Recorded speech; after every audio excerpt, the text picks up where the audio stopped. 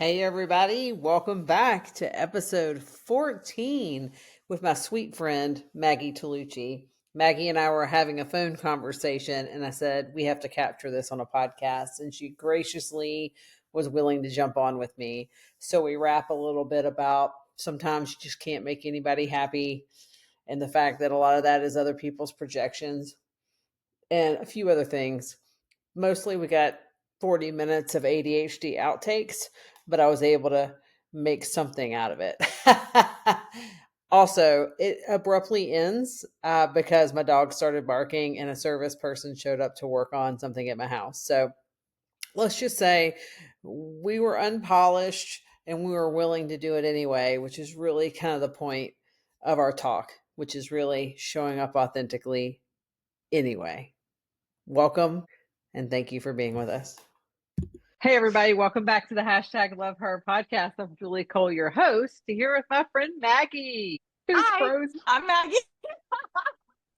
I'm really excited we're doing this. Me too. Okay, so you're Maggie. Who are you? Tell us about you. Well, I think you and I met in 2018, maybe. Maybe. Was that when you Yeah, did your peer support training? yeah. So I'm a person in long-term recovery. I'm also There you go. a fitness professional, and I have worked for years with folks who are in recovery, and most recently working with SCDC. Yeah. And I work Yeah. with general population too. Yeah. You also have a coaching, you have a coaching business. You want to tell us a little bit about that? Yeah, so I'm not doing any one-on-one coaching. It is mostly groups, Okay. and I love the work. I love the group energy. Yeah. Don't get me. I think that we can connect one-on-one for sure, but Sure. there's still this way you can go about getting a group to connect deeply too. For sure. I love it. Yeah, we were actually talking on the phone, and I was like, we need to go ahead and get on a podcast. So that's why we're having glitches, right? Put some pants on, Maggie. We're doing a podcast. Yeah. Need the pants on. Although listen, I might for anyone else traction if you didn't have the pants on. Well, for anyone that works from home sometimes, all the time, whatever, you know what I'm talking about. You know, pants are prisons. So yeah, they are. But I put them on for this. So thank you for putting on pants for me. I'll take that as a huge compliment. So we were actually on the phone, and I said, you know what? Let me just send you a link and let's just go ahead and get this conversation on record, which is part of the reason why we're both a little unpolished, definitely punch drunk and laughing and being silly. But I was laughing about where we were going, not haha laughing, like, oh my God, this is such a good point and something that I would want to capture for a podcast. So let's do it, right? Why not be spontaneous? And actually, I don't think that this particular topic that I've ever really talked about. So I'm excited. Like, I mean, I've talked about it in private, but never on like a podcast or anything like that. So I'm excited. Oh, for sure. Yeah. Well, what I was saying, to give everybody a segue to where we're going, is I was talking about how you and our friend Abby and we have bounced around the idea of doing some retreats or work. And part of it was because we have similar perspectives, which we're not, a weekend retreat's not going to solve anybody's problems. In fact, it's probably going to peel off the scab a little bit. And the real work is when you leave and go home, and what can we do to support people? And so actually trying to frame a retreat in a way that's useful to somebody's long-term learning and health. But then I was saying we should all get together to spend the night. Well, we invited ourselves to your house, Abby. So if you're listening, we're coming to you. Yeah, we invited ourselves to your house. So we'll tell you about this afterward, and then maybe we'll all get on together. And we're going to brainstorm a retreat that we're inviting you to do with us. And now we're taking you hostage. So that's mentioned just for Abby. I'll actually pull out a piece and probably tag her in it. But we were talking about what's something that we could do. And one of the things I was thinking was, what's something about each of us that people assume comes easy that actually doesn't, or that we just naturally do. And so we were talking about how for you, people make a lot of assumptions about the role of fitness in your life, and that it's easy to keep up with it, or that it's easy for you to stay in shape, or it's easy for you to look the way you do, right? And you're like, that's played out. That topic's been talked about. I guess it would even be stigma around that for men and women, but women, networking and making friends, and folks oftentimes will just judge based on my appearance. And I am a very sensitive soul. Also neurodivergent. So I look at the world just the way that I do. And there's a lot of people expecting you to show up in a certain way and you don't show up that way. And that's what you and Abby have that in common. Yes.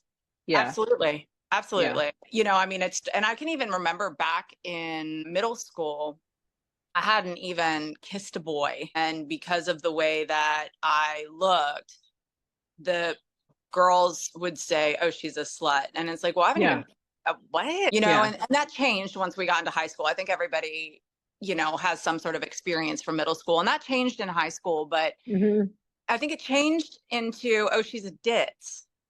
And I still get that sometimes today. Can I be scattered? Absolutely. Absolutely. But then that reinforces that whole thing because she's attractive. She must be an idiot. Or that's all you have going for you.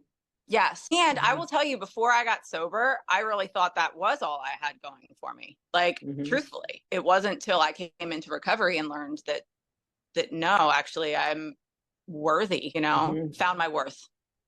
Well, it's funny because you and I actually had a conversation around something similar to that. And I'll pause for a second and say the segue to me saying, let's jump on a pod was like, you're like, the fitness thing is talked about. I've talked about that. But what I haven't talked about is that people think it's so easy for me to make friends or it's so easy for me to walk into spaces. And in fact, it's the opposite because of the way I look. People make a lot of assumptions about me, right?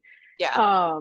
And I would even argue that middle school experience where people just assumed that you were a slut that's a projection because of their own discomfort with your aesthetics. Yeah. Yes. Yeah. And so it's interesting.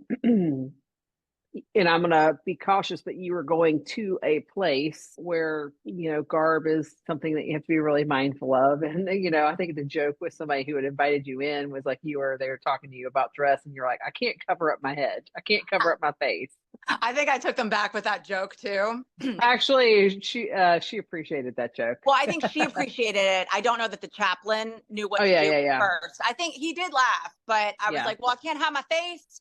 You know, I can wear a potato sack, but well, there's a part of it where your body is a physical ideal in the fitness world, right? Like you could be a fitness model. And so the beauty of that, I don't feel that, but thank you. 1000%. But the part about that though is like you can put on baggy clothes and it leaves a lot to the imagination. I was like saying, actually, Maggie coming in fitness shorts and a tank top is less suggestive than Maggie in clothes because the clothes leave a lot to the imagination, and because you have an aesthetically pleasing body by standards, that actually sometimes going around with more form-fitting clothes allows you more space to be subject to people's imagination and play with that, right? Yeah. Yes, absolutely. Yeah. Yeah. And it's interesting throughout the years, even when I wasn't in the shape that I am today. And it's like, you're damned if you do, you're damned if you don't. Yeah. Well, because it's like a projection of their own shit. The thing about that is it's not your clothing. It's the projection of people's shame or their internalized messaging. We have such a repressed society that if you're deemed to be sexual in how you present, right? Yes. Then people are trying to like tamp down your sexuality. And it's like, well, if I'm built this way and this is what everybody interprets as being sexual, then it doesn't matter what I wear because the issue isn't what I wear. It's not me. It's the way people perceive it. Yes. Right. And so I laugh because like, that's why I work on the internet now, right? Like I laugh because I love that you twerk on the internet. People, first of all, it took me 47 years to figure out I could do that. Because I actually just learned, like I had this woman teach me, I'm like, I don't think my hips do that. And she's like, they do. Yeah. And I've learned. And so now I also am a twerker. Yeah. I don't even remember it. I mean, I'm 7 years younger. I still don't even remember it. Like twerking being a thing. No. But even just shaking my butt or dancing on the internet, and this part where I recognize that my fear about doing that was about people's projections about what that meant about me. And I had to get really clear, that's not me. Just like it's not a call for attention, right? No. I promise you, like, if I was an attention whore, there's a million other ways I could get attention. Yes. Yep. And It's that's just another not, thing.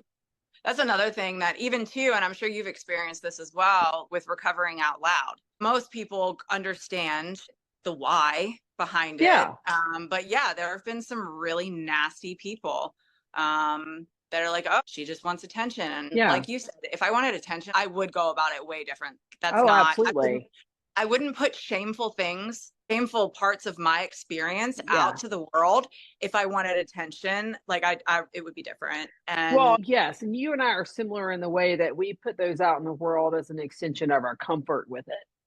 right, because we've You know, accepted that that's not yeah. us anymore, right? I think there's a collection of us coming together that are in the same place where we're like getting those things and ready to create for ourselves, and we're going to amplify each other.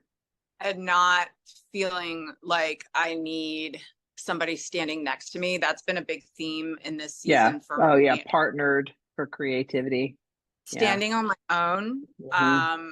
It's been Yeah. hard. I mean, this has been a season of opportunities for growth, if we want to put it in a positive way. And there have been, yeah, there have been, but yes, Forced growth. Like there's been no other force. option. So the gift No, is like what I get to do with it. It's my choice, but like the actual pressure cooker that you've been in, the yes, pressure cooker I've been in, were not gift. The separation and divorce are not the gift. What I get to do with it is the gift. The growth I exactly. have, but that's my choice. I made a Right, choice consciously right. in the process to not fall apart. Well, actually, to allow myself to fall apart, but not to be ugly, to be a kind person, to seek support, to lean into my healing and growth, to like let go of what anybody else is doing and take care of myself. And I know that you've had that, because we've been in this together, and I have, you've allowed me the gift of being a support for you, right? Which is, it's a Yes. gift. When you're like us, it's a gift because we don't like being seen when we're hurting. No, my gosh, Mm-hmm. no. The real being seen, the vulnerable being seen. Mm-hmm. And I even found that I began hyper focusing on this other person in my life. Mm-hmm. And it Mm-hmm. was for a while. I mean, it was out of like love and care, but it Mm-hmm. was also self-serving too, right? Yeah. Like Mm-hmm. hyper focus on you. So So I I don't have didn't to look at have me. to, yeah. And that honestly, that probably ends up putting a lot of pressure on someone, right? And in hindsight, I see the why, because I was still trying to avoid looking at myself and looking at the pain and allowing myself to fall apart in order to grow and come together. I had somebody ask me the other day that they're like, I don't know how you're still standing. Like, this has been a time, and I'm like, I don't have a choice. I don't have Yeah. a choice. Yep. And that's self-imposed, right? Like Mm-hmm. that's self-imposed, because I know that beautiful things come from challenges. And that is one thing that I saw in myself, is that, yeah, I have a tendency to do that.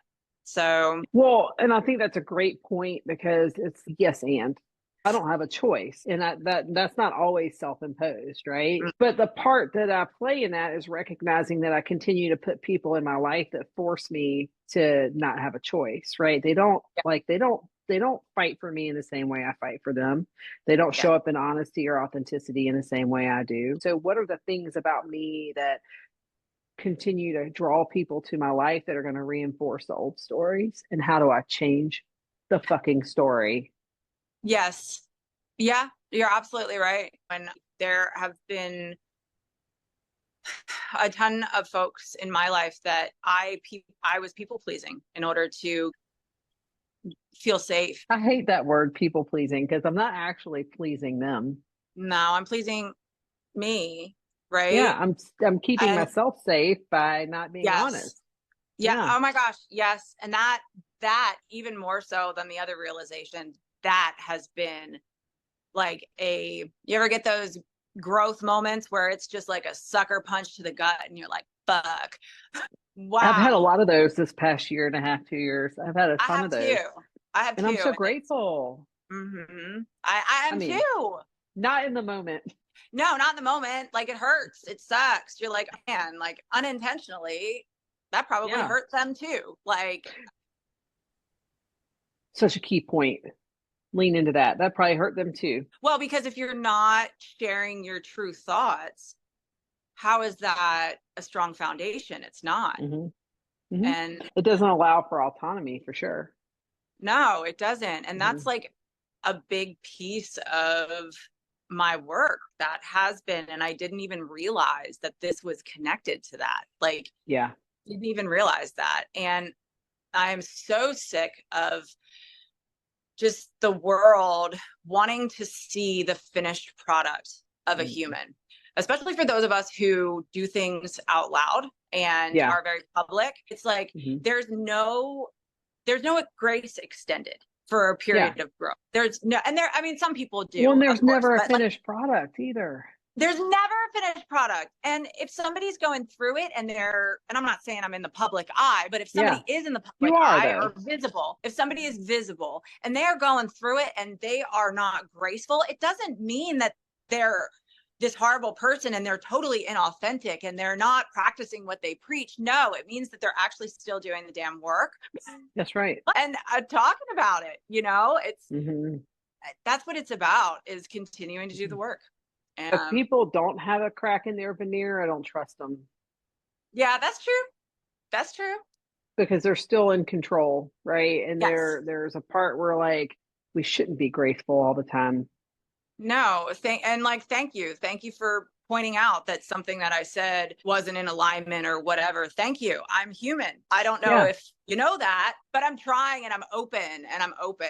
And I think that's what it's about. Well, and I think that if we're not graceful, if we're not perfect, if we're not polished, if we're not any of those things, like that part of it, like people's discomfort with it is also a projection of their stuff. Yes, 100%. You know, We can do a whole pod on that too. for sure. I have the right to bump around and fail. That's part of like that. That's actually life. And Yeah. anybody's discomfort with that is their discomfort with their own process of thinking it has to be perfect or wanting Yep. to make it look like something or living really in rigidity and perfectionism. And I just don't live that way anymore, No, I or at least can't. not to the degree that I did before. Don't we want people to grow and evolve and change their perspective? Why are we not allowing them that space to do that? Like, hey, you know what? Things that I said 5, 10, 15 years ago, I would never say today. But thank God, because I'm committed to the process. I'm committed to Yeah, I'm growth. And growing. Hmm. yeah, I just, Hmm. yeah, I Yeah, hear you. It's yeah. all heavy stuff. It's all heavy stuff. But some of us are called to do this more visibly because we're a bunch of gangsters. That's right. That's right. Well, and we've always had the stronger constitution, and we understand that our Yes. purpose is. I don't think my purpose is an action anymore. I don't think it's whether I do this podcast or whether I do therapy or I'm a counselor or I'm a coach or I do somatic work. Like it's none of that stuff. What it is like my commitment to the core principles that I want to live by, right? And that's Yes. authentic. Being, I mean, I'm just going to be who I am, right? And I've always had layers of authenticity and transparency, but it's peeling back those layers to be more my full self so that I can Yes. actualize what I'm meant to do in this world. Yes, because I've had layers too. I've had a lot of areas that I'm right in alignment, but I know what you're saying. It's just Yeah. getting to Yeah. those deeper things. Yeah. Yeah, Absolutely. to be even more Yeah, authentic. for sure. Absolutely. Yes. It's to be true to myself and to continue to grow and show Right. up and grow. And that's true whether it's my profession, whether it's dating, whether it's friendships. And Yeah. like I think there's a mass evolution with some of us happening that's elevating us to our higher purpose. And I love that it's happening collectively. Yeah, I do too. Hmm. And I that we have completely. each other. Thank God we Yeah. have each other. We somehow managed to find one another, and I love it. There's a small group that if we don't talk for a few months or 6 months or Hmm. whatever it is, and there's a text like, hey, this is so and so, she's like us, or Hmm. they are like us. It's like, okay, we're good. Hmm. We're good. Because Hmm. you just know. And so it is this collective ascension. Yeah, Yeah. absolutely. I just really love and appreciate you. I value your resilience and I value your softness. And I would say that one of the reasons why we get to have this conversation and why we, get to talk about creating together, but it all is an extension of our willingness to show up and just be genuinely real with each other, like peeling back the ugliest parts of it so that Yes. we can just be truly vulnerable. And you've been that space for me as much as I've been that space for you. And I really greatly appreciate that. And I love that my hair standing on end. There's something we're coalescing to something. I agree. I agree Hmm. completely. Hmm. And I, of course, you know how much I appreciate you Yeah. and all of your perspectives, and just it's Yeah. life-saving. Yeah. Absolutely. So Well, I appreciate your willingness just to throw on pants and be with me. And just like that, we end abruptly. So thank you for being with us. We'll be a little bit more polished and together next time, but this is who we are. I'm really grateful that Maggie took the time to jump on with me, and I'm really grateful that you guys took the time to listen. Thanks for being with us today, and we'll see you next time on the hashtag Love Her podcast.